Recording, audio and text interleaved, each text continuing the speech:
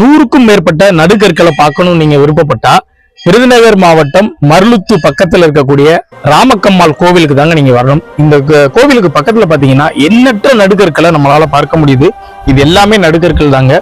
இந்த கோவிலை சுத்தி சொல்ல போனா கிட்டத்தட்ட ஒரு 200க்கும் மேற்பட்ட நடுகற்களை பார்க்க முடியுதுங்க.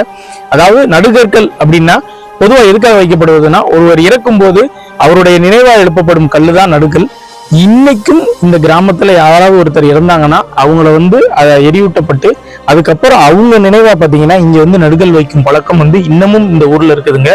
ரொம்பவும் விசித்திரமான ஒரு விஷயம்தான் இது. ஏன்னா நடுக்கல் வைக்கும் பழக்கம் 300 ஆண்டுகளுக்கு முன்னாடியே அதை அழிஞ்சிருச்சு. நம்ம மன்னர்கள் காலம் முடியும் போதே அது அழிஞ்சிருச்சு.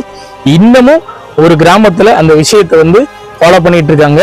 வெறும் நடுக்கல் வைக்கிறது மட்டும் இல்லைங்க, அதை பாத்தீங்கன்னா ஒரு படையலிட்டு தங்களோட முன்னோர்களை ஒரு சுவாமியா பார்த்துட்டு வர்றாங்கங்க. ரொம்பவும் அதிசயமான ஒரு கிராமம். இன்னமும் இந்த நடுக்கற்களை பாதுகாக்கிறதுக்காகவே இந்த கிராம மக்களுக்கு நாம மிகப்பெரிய நன்றியை தெரிவிக்கணுங்க. ஏன்னா பெரிதளவுல அழிந்து வரும் ஒரு சூழல்ல நம்மளுடைய பழமையை அவங்க எந்த அளவுக்கு பாதுகாக்கிறாங்க அப்படின்றத நீங்க காணொலி வாயிலாவே தெரிஞ்சிருப்பீங்க. அதனால நிச்சயம் கமெண்ட்ல நீங்க இந்த ஊர் மக்களை வாழ்த்தணும்.